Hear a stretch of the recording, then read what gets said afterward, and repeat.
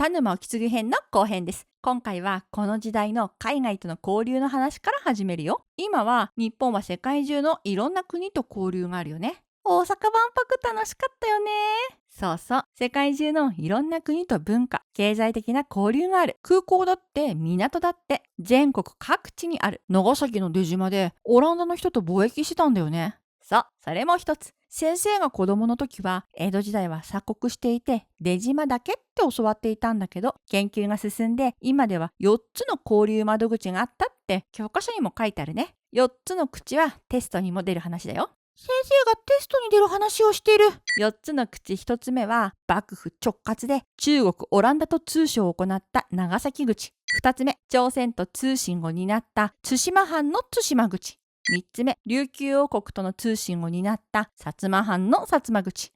4つ目、蝦夷地においてアイヌとの交易を独占した松前藩の松前口。琉球は現在の沖縄、蝦夷は北海道だね。ハリーくん正解。でも江戸時代って貿易した時に金とか銀が海外に流れすぎて取引減らしたって話じゃなかった？よく覚えていたね。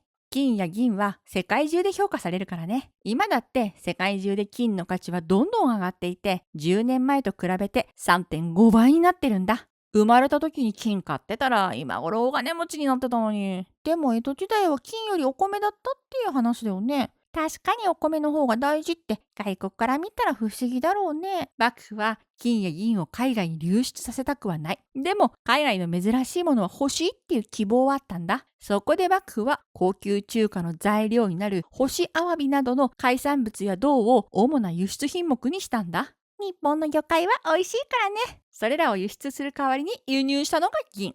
海外から取り戻したの？そうだよ。そしてその銀を使って田沼意次が行ったのが新しい銀貨の生産です。小判がザックザクって言うと金ピカのイメージがあるけど銀なんだ。当時はね、江戸は金を使うけど大阪は銀を使っていたんだ。まるで日本の中で円とドルの両方が流通しているようなもんだね。どうして同じ国なのに？大阪は江戸よりも中国とか海外に近い。中国は銀を使う文化の国だったから銀の流通が一般的だったって言われてるよ。いくら江戸では使われなかったってしてもさ、大阪は米市場もあるし、大阪の商人が銀を使うなら幕府としても銀は抑えておきたいよね。そうね、経済コントロールは幕府にとっては重要ポイントだね。田沼意次は重さと品質を統一した銀貨を新しく発行して金と銀の交換レートも固定したんだ。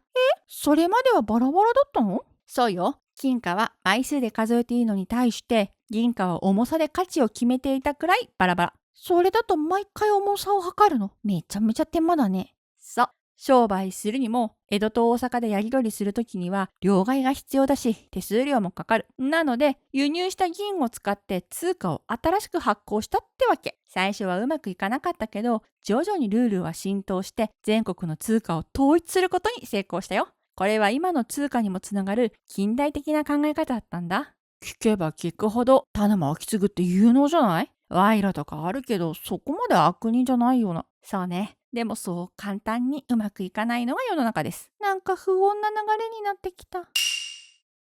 次に田沼意次は銅の輸出も増やしたいと考えていたので積極的な銅の鉱山開発に着手するよ。輸出するものが増えれば銀ももっと輸入できるもんね。そこで出てくるのが山師という人たちです。山師って聞いたことあるけどあんまりいい言葉じゃないような。山師っていろんな意味があるんだけど今では詐欺師とか怪しい儲け話、開発話などを持ち込もうとする人間のことを指すことが多いね。そんなのと関わったらダメじゃん。儲け話はでかいほどいい。騙すなら弁護人よりもお金持ち。で、徳川幕府なの？騙す相手が大きすぎない？ところが田沼意次は超前のめり。田沼のもとには山師がどんどん出入りするようになったし、幕府の政策も山師が大きく関わってくるようになった。うまい話はないってママが言ってたよ。でももともと山師は鉱山を発見してそこを採掘する人のことを指します。今で言うと石油王みたいな感じ？石油を見つけてガッポガッポみたいな？近い感じだね。金、銀、銅とかはどこの山からでも出てくるわけじゃない。当たりを見つけるのが大変。でも見つかったら大儲けになるよね。だから山師ってギャンブルっぽいイメージなんだ。田沼意次が鉱山開発に関心があるっていうことで人が近づいてきたんだ。鉱山開発お金がかかるから開発費用を出してくださいってお願いする人がいっぱい出てきた。そのうちの一人に平賀源内がいます。平賀源内知ってるよ。漫画で電気屋読んだことがある。エレキテルを発明したり、土曜の牛の日って言葉を作って、うなぎを食べる習慣を作った人だ。その通り、平賀源内はいろんなことをやった人、和三盆の開発にも関わったんだ。あれって平賀源内が関係したの？吉宗の会でやったよね。サトウキビが取れない場所でも取れますって。食べ物のことはしっかり覚えてるもんね。得意なことを手がかりに暗記を広げていくのはいい覚え方だよ。忘れづらいしね。パンちゃんの食欲が役立ってる。そして平賀源内には山師としての顔もありました。その場所が埼玉県の秩父。ここで幕府の許可を得て鉱山開発を始めます。ですが、あまりこれはうまくいかず失敗。でもね、そこで作った木炭が非常に品質が良かったので、それを江戸で売り出すことを思いついて実行。さすが江戸時代の発明家。鉱山で採れた原石を精錬といって火で加熱して溶かして必要な金属を取り出すんだけど、そこでできたのがこの高品質な木炭だったんだ。ちょうど先日の大河ドラマでも描かれてたよ。でも幕府からお金をもらって開発したんでしょ？幕府はお金の出し損じゃない？そう、これだけじゃない。山師は山以外にもいます。次の山師の狙いは北海道。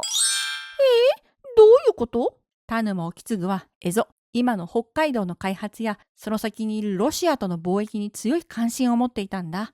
当時ロシアは千島列島や北海道周辺に現れ始めてた。蝦夷に住んでいたのはアイヌの人々ですが、ロシア人とアイヌの人々が接触するようになってた。ロシアは1600年代初め頃からどんどん東へ進出。千島列島までたどり着いた。ロシアも日本への関心を強く持ってて、漁業中に船が難破して遭難して、ロシアにたどり着いた人を保護して、ロシア語の通訳として育成したりしてた。言葉が通じないと貿易も交流もできないもんね。田沼意次は警戒もしていたけど、ロシアは寒くて食料を欲してるから貿易は成り立つはずだって考えた。幕府は蝦夷地調査団を派遣して金山銀山があるかロシアの状況などを調べたんだ。金山銀山って？当時は金や銅などの貴金属が取れるっていう噂もあってね。幕府の調査団にはそういう主張をする作家なども参加してたんだ。別に鉱山の専門家でもない人たちよ。そういう山師の口車に乗っちゃったところはあると思う。アイヌの人たちが金を隠してて、それをめぐって明治時代にみんなで大騒ぎしてたんだよね。ゴールデンカムイはフィクションだから。事実は漫画よりもきなりよ。実際その後に金山は各地で作られたんだ。もう閉山しちゃったけど、実は最近外国の会社が北海道でまた金が取れるんじゃないかって調査をしていたりします。最近金の値段が高いからね。それはともかく幕府の調査結果を踏まえて10万人を派遣して開拓させる構想も作られました。10万？めっちゃ寒い北海道に？まだ暖房もない時代に？本気で？そうよ。蝦夷の神殿開発が成功すれば日本の国高が一気に 40% も増えるって言われてた。漫画っていうか妄想レベルに近いような。騙されすぎじゃない？蝦夷の開発ってもっと後のことだよね。北海道の開拓の歴史とか明治時代に多くの人が移住して大変だったはずだよ。その通り、北海道は極寒の地であり、全く開発されていない広大な原野が広がってる。簡単に開拓できるようなところじゃない。明治以降の北海道開拓のためには200万人の人が北海道に渡っています。今から考えれば10万人じゃ全然足りない。現実的じゃないってことはわかるよね。それでも幕府は蝦夷地開発に前のめり。でも結局は資金も限られてたから、具体的な実行までは行われることはなかったの。ただ、蝦夷地やロシアへの対応も含めて、幕府が大きく動いた初めての事例ではあるんだ。ちなみにこの時期に蝦夷を管理していたのは松前藩だったけど、田沼意次の後の時代には蝦夷を松前藩から幕府が取り上げて直轄領にしました。さすが権力者。お前のものは俺のものだ。この話で山氏はどれだけ儲けたんだろうね。山氏って言っても悪いことをしようって思っていたわけじゃなくて、どっちかっていうと今のベンチャー企業みたいな感じかな。だったら大儲けできるんだから今でしょって取り組んだ人たちっていうのが今の感覚に近いと思うよ。まだまだ山氏の動きは止まらないよ。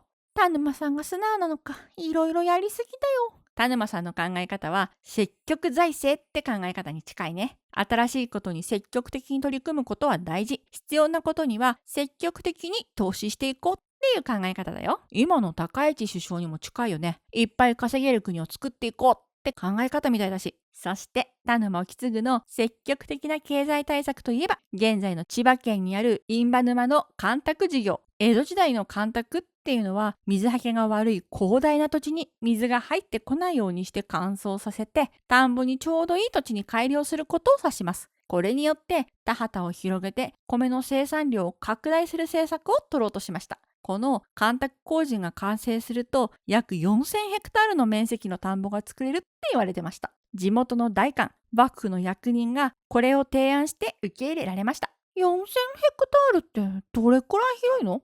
東京ドーム何個分？それ聞いてもわかんないやつだよ。沖縄県那覇市や神奈川県鎌倉市くらいかな。それじゃドーム換算は無理だね。大きすぎる。この大きさは享保の改革の時に新潟県で作られた紫雲寺型干拓の約2倍の規模。米将軍が気合い入れてやった水田開発の2倍ってことはかなり夢があるね。大きさはまだわからないけど、頑張りと凄さは伝わってきたよ。干拓っていうのは川の水の流れを変えたりせき止めたりでね、非常に難易度の高い工事なんだ。そう簡単にはできない。当初は順調に進んでいたけど、2年後には江戸幕府が始まって以来の大洪水が発生。せき止めていた水が全部干拓地に流れ込んでしまいました。莫大なお金を投資したにもかかわらず工事は大失敗。この出来事は田沼意次の政治生命に大きなダメージを与えることになります。4000ヘクタールがパーか。かわいそすぎる。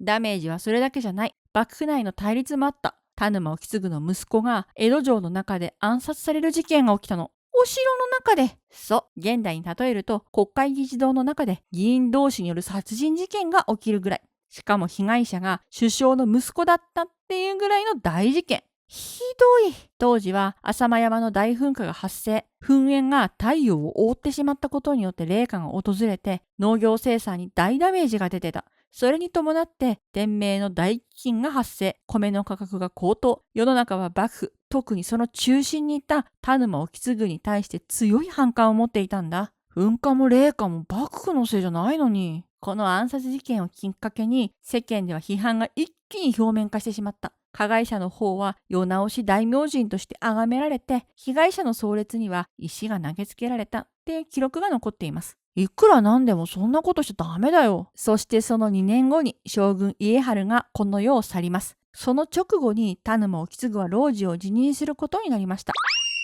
さらに大名としてもらっていた領地まで没収されてしまったんです。なんでそんなことになっちゃったの？田沼意次の様々な取り組み、蝦夷の開発や印旛沼の干拓事業、それ以外の様々な取り組みが行き詰まりを見せていました。そこに飢饉っていう危機的状況も重なってね、責任を取らされたっていうところが大きい。次の将軍である家斉は田沼政治の行き詰まりを打開するために田沼意次を厳罰に処してこれまでの政治を全否定することにしました。いろいろ頑張ってたくさんお金も貯めたのに、最後がそんなんじゃ頑張った甲斐がないよ。次の家斉の時代も老中が政治の手綱を握っていくよ。老中の名前は松平定信。お、前回嫌そうな顔してた人。多分お腹が空いてるんだよ。僕もペコペコ。新しい区切りの前に何か美味しいものでも食べようか。この時代は天ぷらやお寿司など屋台の外食産業がとても発達した時代です。さあ一緒にお寿司を食べて元気取り戻そっか。あれ？四角いお寿司。そう、握り寿司が出たのはこのもう少し後の時代。この時代食べられていたのはこのような押し寿司です。とっても綺麗だね。いただきます。